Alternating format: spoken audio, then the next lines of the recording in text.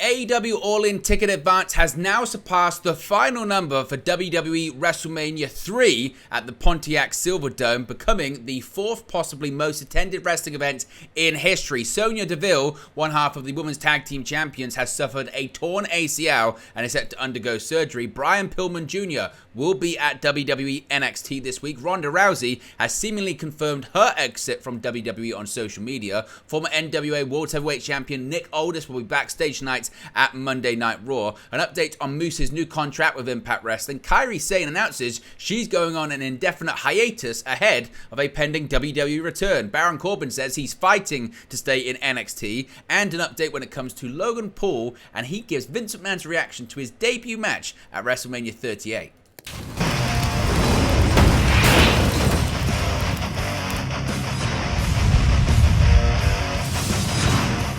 Hey guys, welcome back to Wrestling News 365. Hope everyone is doing very well. As always, there are plenty of news stories to get into in the world of professional wrestling. Let's start off talking about AEW All In and the tickets continuing to be sold for the big event at Wembley Stadium later on this month. And AEW All In takes place at Wembley Stadium in London, England on August 27 and has smashed an iconic WWE ticket sale record.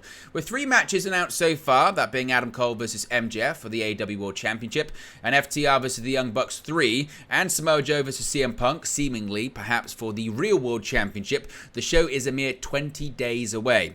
In the Wrestling Observer Daily Update, Dave Meltzer revealed that, quote, All In's ticket advance yesterday surpassed the final number of the famous Hogan versus Andre WrestleMania 3 attendance at the Pontiac Silverdome. It is now 4th place on the all-time list of paid shows, 6 if you include the 2 shows in North Korea, which again, the attendance was absolutely ginormous. Whether or not they were paid to be there or it was a mandatory attendance, that's kind of where things get quite murky.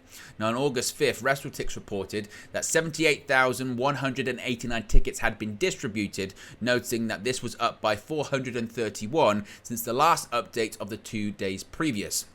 It would also be noted that there had been, quote, strong movement in the past few days since the MJF-Adam Cole match announcement. Whilst the attendance for WrestleMania 3 has been announced by WWE as 93,173, Meltzer has historically reported the real figure as around the 78,000 mark.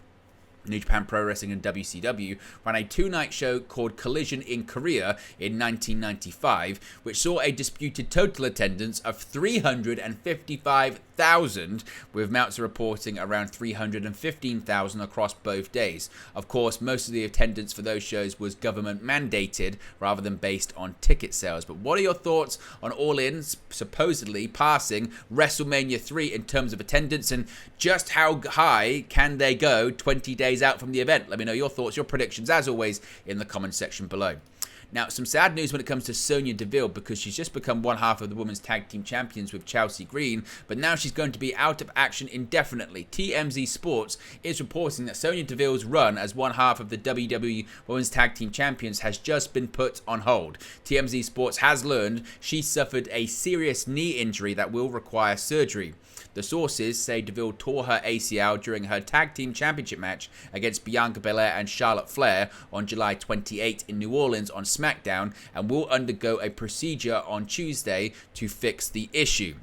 They're also being told that there's currently no timetable for her return to the ring. WWE, meanwhile, will be addressing the future of the Women's Tag Team titles during Monday Night Raw tonight on USA Network. Of course, the news is heartbreaking for Deville, as she and her tag team partner Chelsea Green had just won the titles on the July 17 edition of Raw after they defeated Liv Morgan and Raquel Rodriguez on the show. Again, we'll have to wait and see what they do when it comes to Raw tonight. But certainly, again, it's a significant story, and it has been confirmed by WWE and Sean Ross Sapp at the time of recording this video.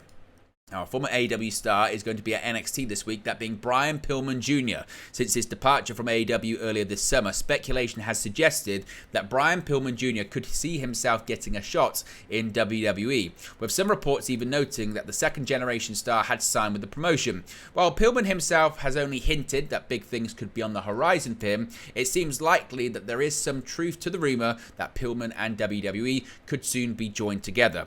PW Insider reports that Pillman is expected expected to be at this week's WWE NXT tapings on Tuesday, though it's not currently known whether or not he'll be appearing on television or wrestling a match, or if he's just going to be backstage at the Performance Center for the show. Furthermore, while it's yet to be confirmed, it is believed that Pillman has signed a contract with WWE and will be working with the promotion going forward. It was previously reported that Pillman attended a Performance Center tryout last month. Pillman Jr. last wrestled for AEW on May 13 as part of the promotion's House Rules tour. He has continued to wrestle on the independent scene, last wrestling NSW in Lawrenceburg, Kentucky on July 16. Meanwhile, though, Pillman isn't the only free agent who's reportedly on the verge of joining WWE. We'll touch on that in just a second, because one name is backstage tonight at Raw. But before we get to that, let's talk about Ronda Rousey, because she has seemingly confirmed her WWE exit.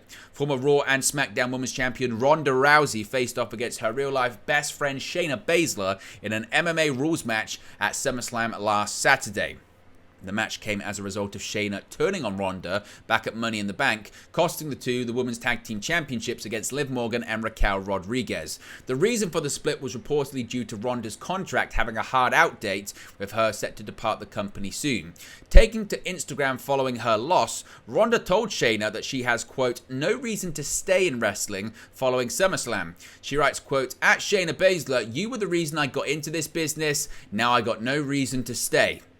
Dave Meltzer noted that the match was Ronda's, quote, farewell for now, amid rumours of her departure. There were reportedly, quote, creative issues around the match at SummerSlam, with Ronda and Shayna having different ideas to the WWE creative. We went in more detail and more depth in that in the video earlier today, so be sure to check that out. But do you ever see Ronda Rousey returning to WWE? Is there any chance she could appear in the future, or legitimately, is she done for good? Let me know your thoughts about that. Now, we spoke about Brian Pillman Jr. Let's talk about Nick Aldis, because he is backstage tonight at this week's edition of Monday Night Raw, and certainly again it's very interesting to see what is going to actually be happening with Nick Aldis, because he is reportedly in Minneapolis, Minnesota, and will be backstage for tonight's episode of Raw. The news comes courtesy of PW Insider, who also noted that the former Impact Wrestling and NWA star will be present for upcoming shows. The report states that Aldis has been brought in for a potential behind-the-scenes role as a producer. This isn't the first time that this rumor has come to light, as WWE has reportedly wanted to hire Aldis as a producer/agent since July. It also remains to be seen if Aldis will feature in an in-ring capacity, but the latest update suggests that WWE is only considering a backstage role for him at the moment. That said, Aldis does have some fans in WWE, some of whom believe he'd be a good asset as an in-ring performer. Booker T believes that he can add value to the WWE roster, and Wade Barrett has wanted Aldis to join the company for quite some time. WWE Hall of Famer Teddy Long has pitched some match ideas for Aldis as well, but he fears that the promotion will waste him by not putting him on television. Long thinks that WWE can make some money by using Aldis as an on-screen performer, as there are plenty of superstars that he can feud with. Aldis most recently worked for Impact Wrestling, but he left the company in July. He was part of the main event at this year's Slammiversary pay-per-view, which saw him unsuccessfully challenge for Alex Shelley's Impact World Championship. So, do you think that Aldis legitimately is just going to work as an agent? Is it a case of everything being a work and Aldis is actually going to be an in-ring performer? Could it be a case of we actually see Aldis on Raw working backstage as an agent in a build-up to him working as an in-ring performer? Let me know your thoughts about this in the comment section below. Do you think if he's just a producer, it's a waste by WWE? Or is it a case of the fact that he's in his, I think he's 36. Maybe he's too old to be brought in without any WWE experience. Let me know your thoughts about that in the comment section below. Now, we spoke about Impact Wrestling, a bit of an update when it comes to one name who will be sticking around in the company, that being former Impact World Champion Moose. Sean Ross Sapp of Fightful Select has learned more details about Moose's current deal with Impact Wrestling. His contract was set to expire with Impact on June 30. At that time, he'd have become an unrestricted free agent for the first time since 2016. However, he announced that he had re-signed, which would put him with Impact for over 10 years when all is said and done.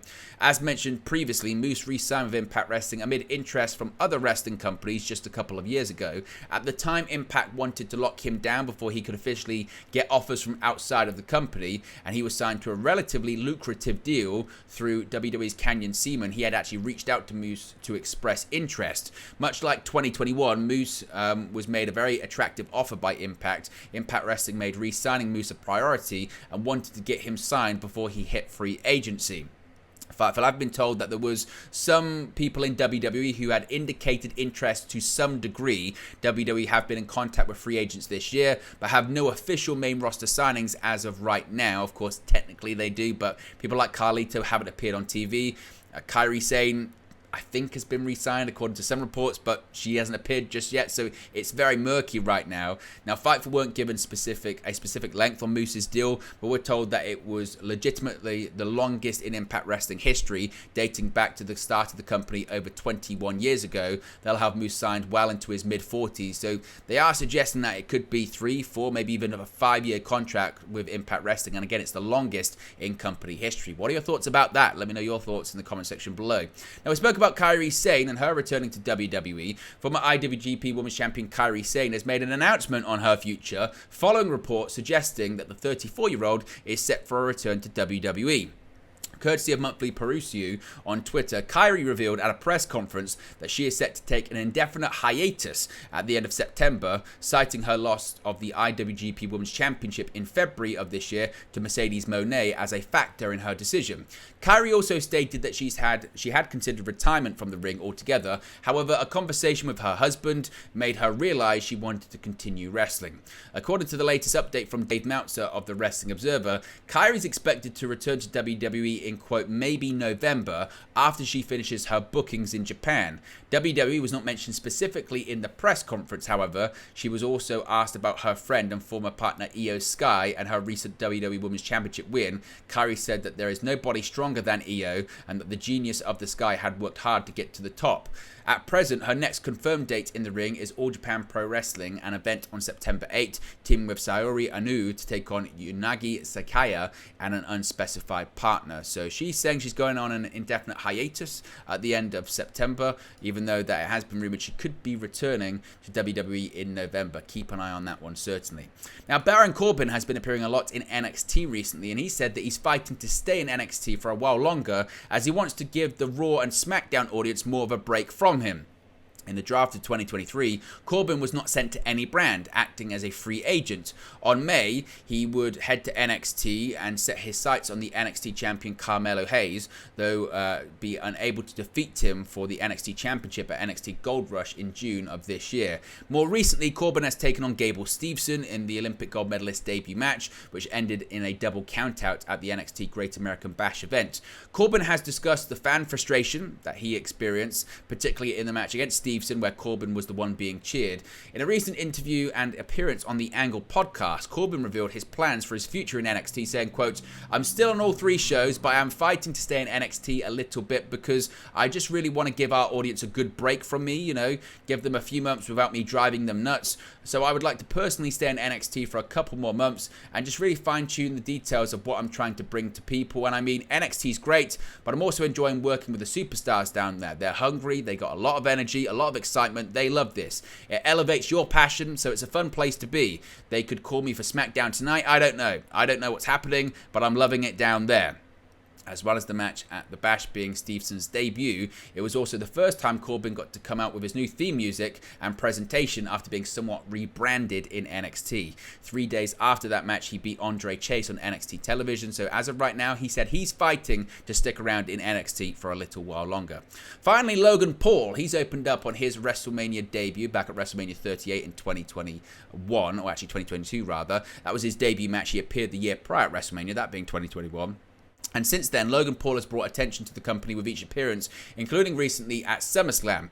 With 7 matches to his name, all at premium live events, Paul has recently been described as, quote, better than probably 70% of the full-time guys by WWE Hall of Famer Ric Flair. Someone else who saw the potential in the social media influencer was WWE Executive Chairman Vince McMahon.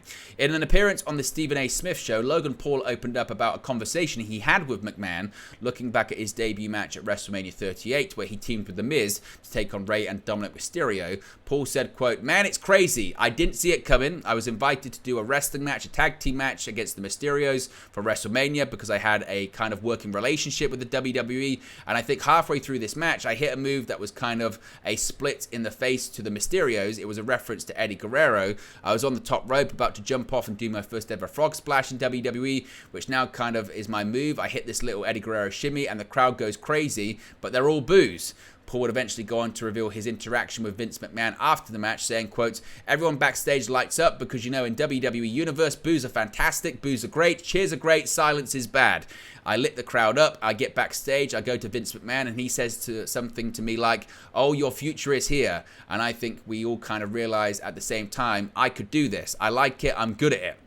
Seth Rollins faced off against Logan Paul at WrestleMania 39 and previously reflected on that match. Of course, Logan Paul defeated Ricochet at SummerSlam on August 5th in Detroit, Michigan. It was recently reported that the pair had set high expectations for themselves going into the match, with a training session at the Performance Center on August 1st included in their preparation. So, what are your thoughts on Logan Paul's comments? What are your thoughts on his future? And what were your thoughts on his match against Ricochet? Did it live up to expectations, or did it fail to impress you? Let me know your thoughts in the comment section below. Be sure to smash a like on the like button. Be sure to subscribe, bottom right hand corner, and as always, I'll speak to you again very, very soon. Hey guys, thank you for watching, listening, streaming, or however you come across this video today. Be sure to click on the video on the right there to watch our next video, or click the bottom there to subscribe, or the bottom right hand corner. Thank you very much, and I'll speak to you again very soon.